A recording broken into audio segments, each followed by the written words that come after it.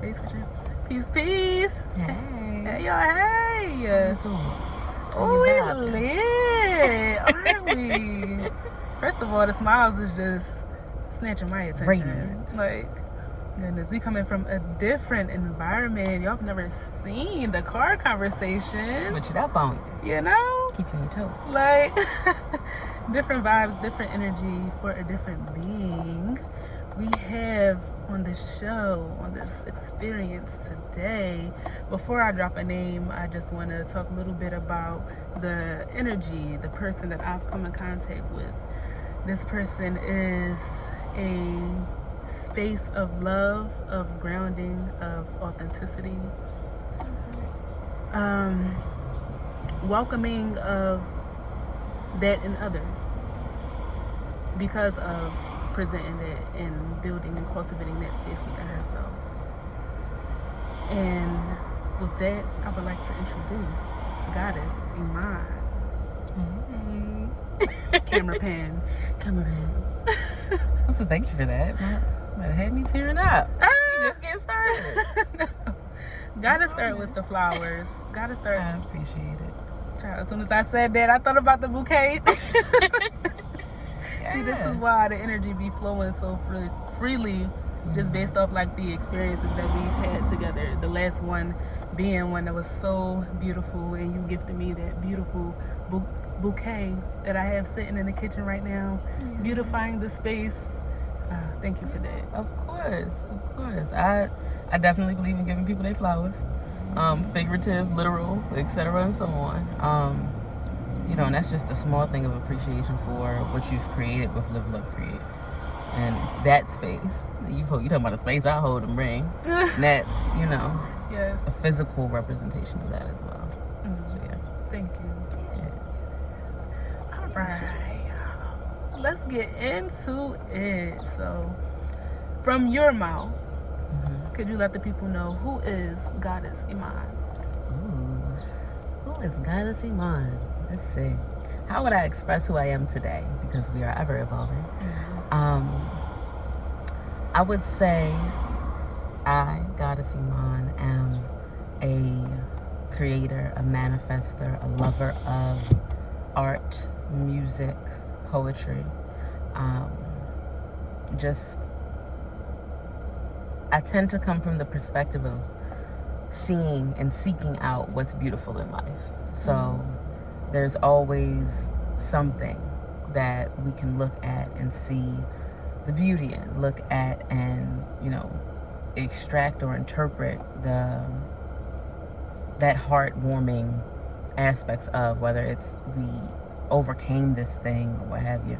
So I'm very big on owning one's story, and understanding that no matter what you've been through, those are things that have cultivated our strengths. I would say I am a champion of people. I love to nurture those creative aspects out of people. I love to nurture the authentic self out of people and help and assist with, our ascension process. And that is, spiritually, creatively, and also into more of who we are. So that's a little bit about me. I write poetry, I sing, I make music. I'm doing a lot of creative things in the background.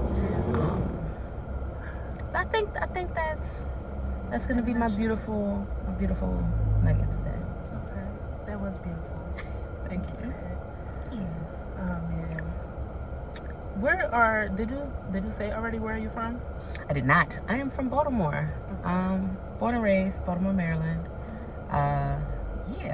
Lived out there.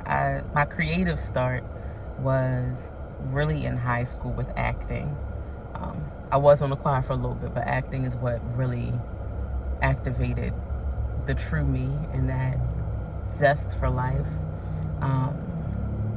And that started my trajectory to then pursuing acting, moving to Philly, living out here for school, and all of the beautiful things that came after that. So what age was theater, and then what age did you move to Philly? Ooh, I know I moved if you can recall. Right. I know so. So I Some remember. people don't even do the numbers. I don't do the numbers. I say I am timeless, okay? Something about Goddess Iman. She is timeless. I am timeless. I can't remember the age. I remember the year. I started acting it was like midway through my freshman year of high school. I did take some time off between high school and college. And then, so I came to Philly for college in 2014. Okay. Seems like it's like good 11 years ago. 2015. I'm talking about 2025, yeah. Okay. What? Slow evolution. I'm sorry, it might seem like we jumping all over the place, but we flowing. It's flowing. It's flowing. flowing. Yes. So I wanted to ask you, like, what words or how would you describe your pillars or principles and how they were developed? I love that question. How would I describe my pillars or principles and how are they developed? One that's sticking out immediately is be the music. That was actually developed at UArts when I went there. One of the instructors, Kyle Just Soul Clark, was a hip-hop teacher there, and he would give interestingly enough, the different principles of hip-hop. And Be the Music was one of them, and that is something that has just stuck with me. I've always loved to dance, so the concept of being the music instead of dancing to the music and having it be something outside of self resonated with me heavily.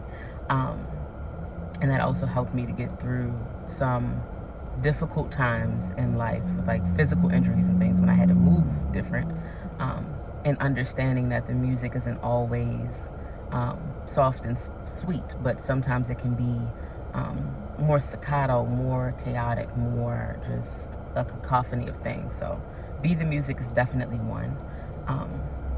More recently, interestingly enough, one that has become it is Feel Everything, Choose Presence. And that was honestly something that came straight from my soul. And the Feel Everything is about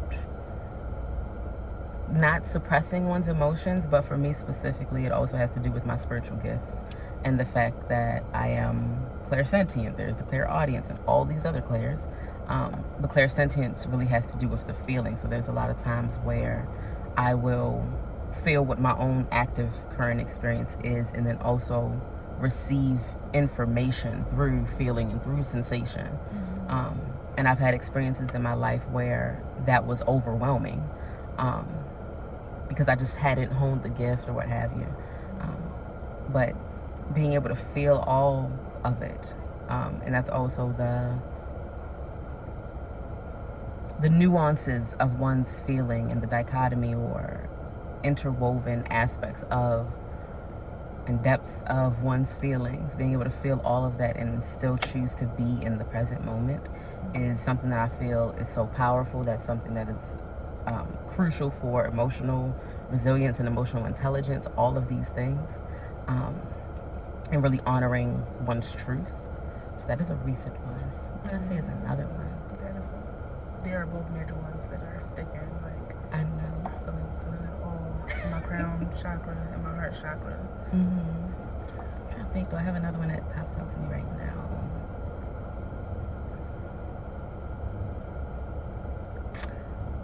I don't necessarily know how to put it into words right now, but it's gonna be right now. It's gonna be always express your art.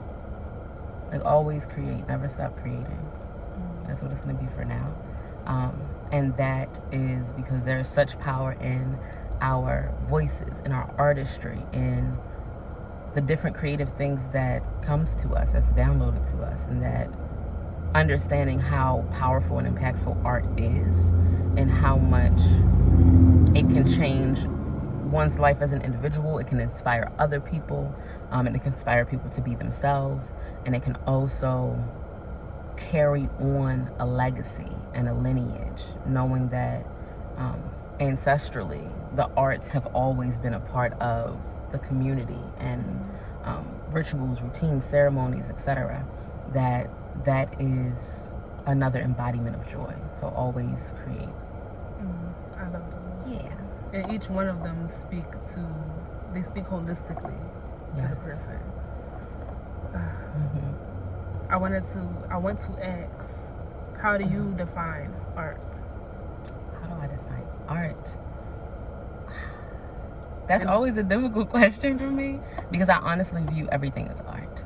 I was on the same wavelength. When you say like always create, always express, I start thinking about the different definitions of art.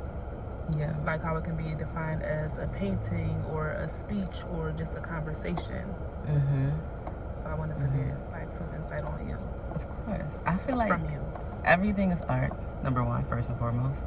Yes, and when we are intentional about what it is that we're creating, whether that is creating a meal, curating an event, actually sculpting something, painting something, choreographing a dance, writing a song, writing a poem, what have you,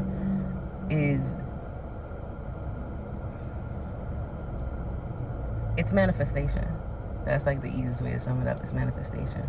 It's making something out of nothing. And it always is about perspective. It can be one piece where if I view it head on, I get one story from it. It activates certain things in me. I look at it from a different angle. It may be I receive a different story because of the way that the light is hitting it, or the way that the shadows are cast on the piece, the colors that pop out, what have you. And when I say I view everything as art, that's very tied to my natural inclination to find the beauty in everything and to see the beauty in everything. As I'm talking, I'm realizing it is a very holistic view, like you were saying. I'm like, It's also very unique, and I like how you connected it back to your personal view of who you are, because I was going to ask you, like, what wisdom would you give to someone else?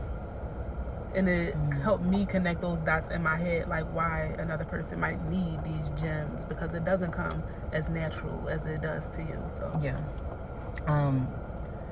I will start with the classic quote, "All the world's a stage." And what I will add on to that is you are the star of the show. So I like that. okay. Each individual person, like, you are the star of the show. So, and when I first started to think like this, it was from a place of empowerment, of valuing myself more and seeing more